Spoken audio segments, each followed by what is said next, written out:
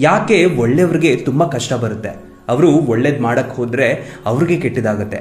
ಇದೇ ಪ್ರಶ್ನೆನ ಪಾರ್ವತಿ ದೇವಿ ಮಹಾದೇವನಿಗೆ ಕೇಳಿದಾಗ ಮಹಾದೇವ ಉತ್ತರಿಸ್ತಾರೆ, ದೇವಿ, ಬೆಂಕಿ ಪರೀಕ್ಷೆ ಮಾಡೋದು ಸೋತು ಶರಣಾದ ಭಸ್ಮವನ್ನಲ್ಲ, ಧೈರ್ಯವಾಗಿ ನಿಲ್ಲುವ ಚಿನ್ನವನ್ನ. ಮನುಷ್ಯರನ್ನ ಈ ವಿಧಿಯು ಶಿಕ್ಷಿಸ್ತಿಲ್ಲ, ಅವರನ್ನ ತಯಾರು ಮಾಡ್ತಿದೆ. ಯಾರಿಗೆ ಹೆಚ್ಚು ಕಷ್ಟಗಳು ಬರುತ್ತೋ, ನೋವುಂಟಾಗುತ್ತೋ, ಅವರ ಕರ್ಮವೆಲ್ಲ ತೊಳೆದು ಅವರ ಜನ್ಮ ಮೋಕ್ಷದ ಕಡೆ ನಡೆಯುತ್ತೆ ಅಂತ ಹೇಳ್ತಾರೆ. ಹಾಗಾದ್ರೆ ಈ ಕಷ್ಟಗಳಿಗೆ, ನೋವುಗಳಿಗೆ ಅಂತ್ಯನೇ ಇಲ್ವಾ ಸ್ವಾಮಿ ಅಂತ ಪಾರ್ವತಿ ದೇವಿ ಕೇಳಿದಾಗ, ಪ್ರತಿಯೊಂದು ಕಣ್ಣೀರು, ನೋವು, ನರಳಾಟವೆಲ್ಲ ಅವರ ಹೊಸ ಜೀವನಕ್ಕೆ ದಾರಿಯಾಗುತ್ತೆ.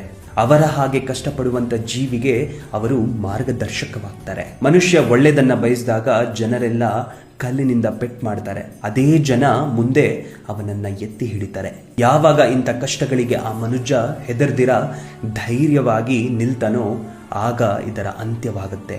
ಇನ್ನೊಬ್ರು ನೋವನ್ನ ಉಂಟು ಮಾಡಿದ್ರು ಅವರಿಗೆ ಒಳ್ಳೆಯದನ್ನ ಬಯಸುವವರ ಜೊತೆ ನಾನು ಸದಾ ಇರ್ತೇನೆ ಅಂತ ಮಹಾದೇವ ಉತ್ತರಿಸ್ತಾರೆ.